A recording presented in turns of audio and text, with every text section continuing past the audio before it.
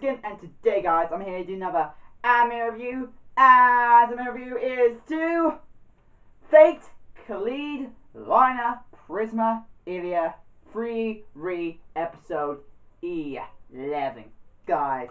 So let's get into it. So guys, in this episode of Fate Kaleid, Shiro, badass, but I gotta say, it was a big disappointment with his badass level. But it was expected because it was obvious that he was weakened. We already knew because he had a battle with female Gilgamesh previously, he was weakened quite a bit. And it seems like she somehow made sure he cannot use his unlimited blade works. From my knowledge, that means possibility that once he uses unlimited blade works, it has some negative effect on Shiro.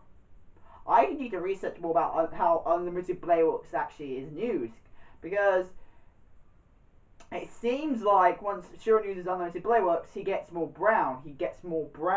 Like his skin turns brown every time he uses unlimited blade works in this episode.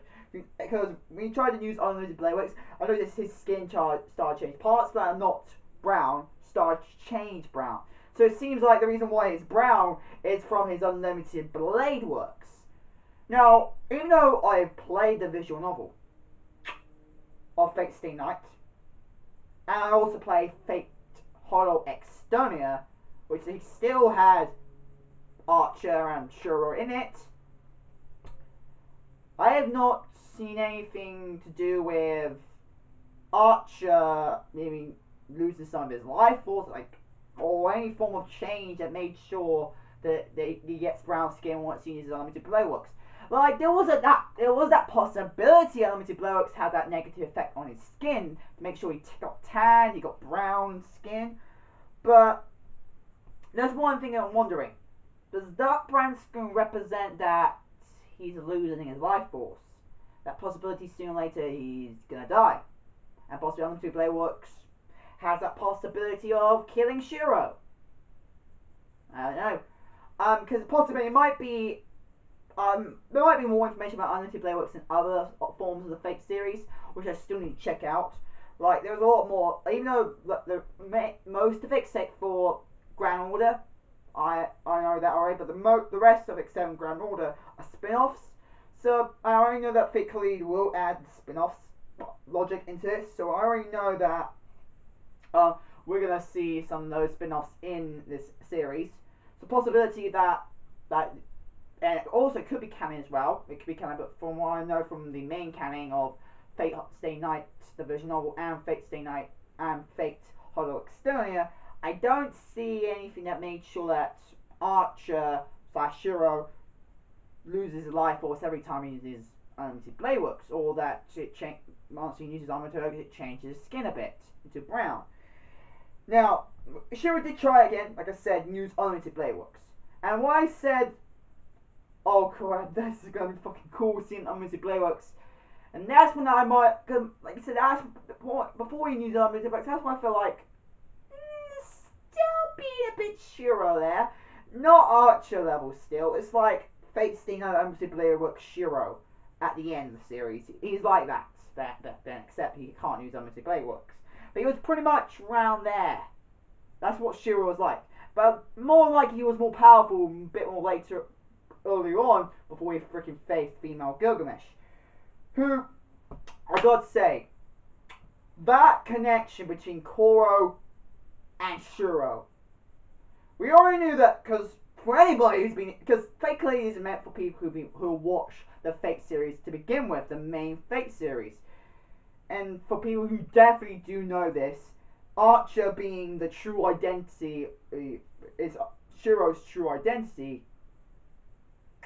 We already know that Archer, we already know that the Archer card that's in Koro is, well, Archer, the hero Emiya.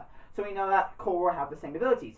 And logical when it comes to magic in anime that anybody with a similar magic, or the same type of magic, or actually the same person in general, from the past, from the future, or from a different dimension.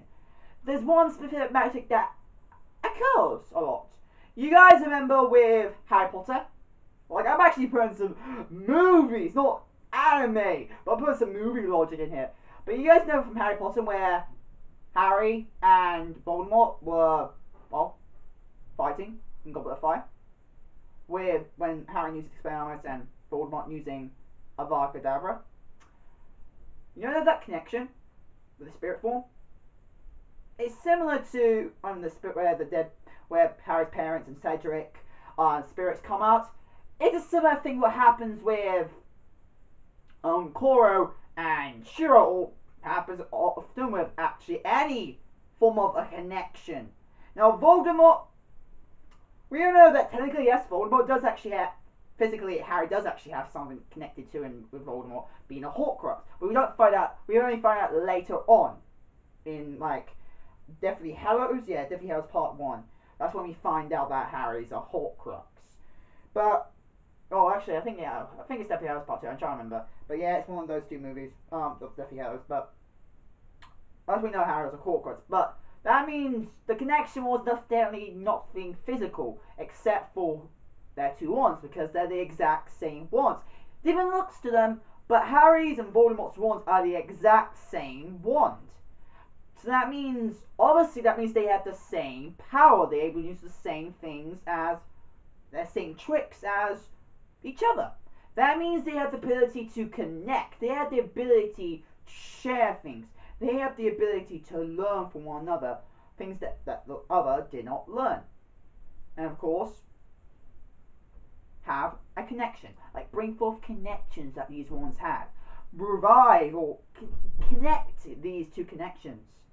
And of course, the spirits in Harry Potter were like that. And that's what happens with Koro and Shiro in this episode.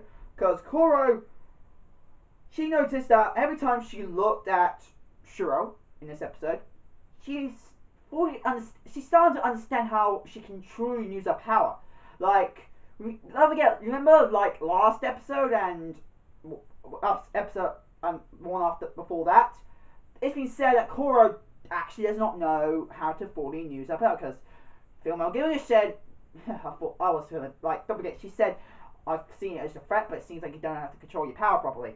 So we already know Koro did not know how to control her power, but then in this episode, she does know how to control it, because the magic of connection between people who have similar connections. In this case, technically, Koro is female Archer, female Shiro Amulet. Even though it's Ilya's body with Ilya's DNA, you got Shiro's soul in Koro's got Shiro's soul with the skin and his abilities. So technically, even though she's got the form and blood DNA as Ilya, she's still got the essence of Shiro. That's what caused the connection and able to use a form of magic that can make you learn things from connecting to someone else. Connect to someone who, well, is the same as you. Like I said, Harry Potter wands, they're the same wands. They got the same, even though they look different, they still the same form of entity inside them. So that means they're able to use similar magic and then have a connection and learn from each other. And same with, again, Shiro and Koro. That's what happened with them as well. They learned how to, Koro was able to learn things. And actually, if you notice, also Shiro learned a bit. Shiro also learned a bit from Koro. It was not that noticeable. It's more noticeable from Koro. There was some of that in Shiro as well. So Shiro was also learning from Koro, which is an even better thing. And that, of course, we know that because of Koro being more active, like she's actually more, well, physically able to battle, and Shiro unfortunately is weakened. That means technically, if Koro is able to master all of her Shiro's abilities, she could end up being at the same level as Archer himself. And don't forget, this is the heroic spirit of Shiro inside Koro. So that means this one is the one actually when Shiro is dead. That means when Shiro was at his peak. He was supposed to be at his strongest self. This is the heroic spirit. That means it's inside him. That means Koro has more potential than Shiro in this episode. Now, I'm still getting clueless. How does Koro have, the archer in her. Like, why? We already know that, yes, Gilgamesh, even though we found out that he can be separate from the card, we already know that, yes, he was dead. He's still pretty much, in a way, dead person. He just got brought back to life thanks to Holy Grail. But Shiro, he was not dead. He was alive from the beginning. And same with Shiro in Ilya's world. Like, the world we mainly know from Fate Kaleid. Shiro is still alive then, but the Archer card and the Servant still somewhat exists. Even though, in both worlds, possibility this Archer power could come from another world. Because if there's parallel worlds in this series, there's possibility there might be another parallel world. Now, the connect, like I said, so pretty much, if most of this episode was also not just focused on Shiro, but also focused, like I said, Korra actually learned from Shiro. Yet again, we also got another big drop in this episode. Sakura. Sakura! Oh, Sakura got shown in this episode. Now, it's obvious that, yes, Sakura should have been dead. Like, I actually learned about that Sakura was dead and Shiro's the one who killed her. For some reason, but we can see she's corrupted. She got corrupted somehow. Or by some evil, like, and take it, because don't forget Sakura in Fate Stay Night Heaven's Field. Spoiler, guys. Of course, everybody should know Sakura is the main heroine in Fate Stay Night Heaven's Field, so I don't have to mention. But spoiler for anybody who doesn't want to be spoiled Fate Stay Night Heaven's Field. But spoiler, and just I do this so just mute your video or skip ahead a bit, but mute the video, and when I do this sign, I tell you, then you can unmute the video so you can hear me again. Okay, so I'll wait until you guys mute it, and we'll skip ahead, and yeah.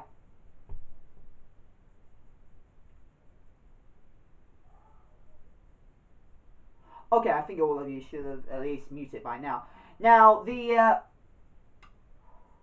already know that Sakura could turn out to be the Holy Grail, and of course, she does gain the power of Holy Grail in Fate Stay Night Heaven's Field. In this situation, she does have the same power as she did back in Fate Stay Night Heaven's Field, but with the essence that she also has the power of Berserker, or shall we say, Berserker class servant Lancelot. She's using, like, the armor she's wearing, that's Lancelot's armor from Fate Zero, who was the Berserker. And don't forget, anything she touches becomes her Nova Phantasm.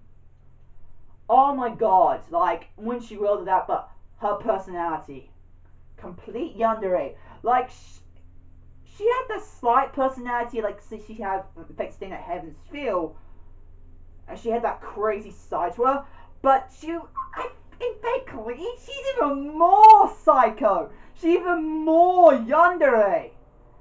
Oh, because anybody should know that Sakura, the character trope, like the deities, in both routes, there's always one dere in each route. I think Saber was the Kundere. I might be wrong about I don't understand about Dere or Kundere fully. The only Deres I fully understand is Tsundere and Yandere. But I think Saber is the Kundere, and then Tosaka is the Tsundere, and of course Sakura is Yandere. And facing at Heaven's Field will prove that she's a fucking Yandere. But Fate Kaleid, that made her, she's a more yandere. I feel like she's also a masochist. Now, we already knew that Sakura had masochistic tendencies. We cannot deny that. And of course, in a way, she somewhat did enjoy it when we seen her Fate Stay Night Heaven's Field. But we already know that she got corrupted in that situation. Of course, yet again, she got corrupted in this situation. But I think she's even more of a masochist in Fate Kaleid. And not just that. She also says, Senpai, like, she doesn't even notice, it seems like she doesn't even know that Miu existed. She's delusional about her Senpai! Oh my god! I prefer, I can't deny, she was pretty much the classic yandere that people are hating. Like, literal yandere that people don't want to have. Like, the Sakura, you know, from Fate Stay Night Heaven's Feel is the yandere a lot of us you're right with. Like, she's the yandere that we can easily cope with. You know, yandere are not that great. If we're gonna have a yandere, at least be someone like Sakura for Fate Stay Night Heaven's Feel. At least we know a way to calm her down effectively. And also, learn to make sure she's no longer a yandere. Of course she's going to remain a yandere, but you know, she's a character we can make sure she can progress from not being a yandere anymore. But this one is the one where you feel like she's completely lost it. Like, her berserk self was like, ugh. And like, I've got to say, if Sakura ever gets put as a servant, like with Shiro, instantly she's going to be put into berserker, because no matter what, most of her personality overall in the series is berserker. Even though she could be casted, like we also found that she's also a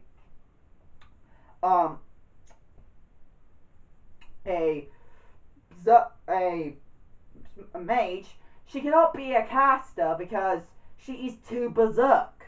A caster cannot be too berserk, even though they might use magic. Why do you think Shiro, why do you think Archer is not classified as a caster, even though Shiro is known for melee magic? Mainly because majority of his style is sword fighting and, like I said, shooting swords. So our archer-based class kind of servant. No matter what, even though what he's using is mainly just magic. Majority of things what he's doing physically and mentally is more like an archer. And same with Sakura here. Even though she uses the magic and yes, a potential caster servant, if she is gonna get summoned as a servant, Berserk will be her class because she's mentally and physically a berserker. So just seeing her personality like that, oh my god. I'm now just imagining when she does get summoned, if she does get summoned as a berserker, that will be her personality more like a psychic beat and delusional, because the way because unfortunately she does not know the real senpai, she cannot identify her real senpai, because she's so delusional that anybody who looks like senpai, she will like, senpai notice me. Like, come on. And Julian, he uses the ability to transform his face and body into the specific person. She turns Shiro on the way she's got delusion, and he was able to convince her. Oh my fucking hell, she's lost it. I do prefer her Fate Stay Night Heaven's Feel self, but at least we see Sakura in this episode. And this poor Sakura, she was such an innocent person. Well, not innocent, if you know what I mean, but personality, she was an innocent person who got corrupted into this situation. But now she's even more corruption that you can no longer say that even though you're being corrupted in this situation, you're doing it anyway. So why should I give a fuck? You just lost it now. You're no longer who you are, and just and they've revealed that. And not just that, the feels also, like, there was a lot of feels in this episode. Like, the feels between like Illya and actually realizing that this is not the Shiro she knows, this is Mio's brother, like that shot, oh my god. And that ending, Illya, Excalibur, she does Saber Excalibur. Fucking love that. Fucking love that. And yeah, like I said, animation, fucking good. So the only disappointing bit is that Shiro could be more of a badass. Like, we already know he can be more badass. Just unfortunately, he got weakened. I wish they did not weaken him. Literally, I wish they did not weaken him before we can see him go full out badass. Maybe Korra as well. I haven't seen Korra go fucking badass, but yeah, that's the only disappointment I feel like. But overall, Shiro was still badass. I can't deny that. And his way, like, his way of thinking is definitely mature and better than his main Shiro self, both in the original Fate Kaleid seasons and also Fate Stay Night in general. Like, his mindset is definitely a lot better compared to how he was. He definitely does think somewhat like Archer, but yet again not like Archer, because he didn't want to, you know, kill his old self. But we definitely know he does have that mindset of Archer now. So, and Archer's mindset is a lot better than Shira's mindset. But yet again, don't forget, even though he has the mindset of Archer now, he's still got the, like, right now he's weaker to the point where he's like the Shira we know from Fate Stay Night Unlimited Blade Works. But overall, animation looked fucking good. Literally, nearly on that Unlimited Blade Works that I'm like, nearly! Like, they could have put even more into it, put like Unlimited Blade Works worth, but I digress. But anyway, guys, that's my anime review to Fate Kaleid Liner Prisma Illya Free Episode 11. Hope you guys like it. Contract fans today. If you guys want to send that mail, comment in the description down below. My address there, and yeah, hope you guys like it. Comment, subscribe, and I'll see you guys later. Bye, guys.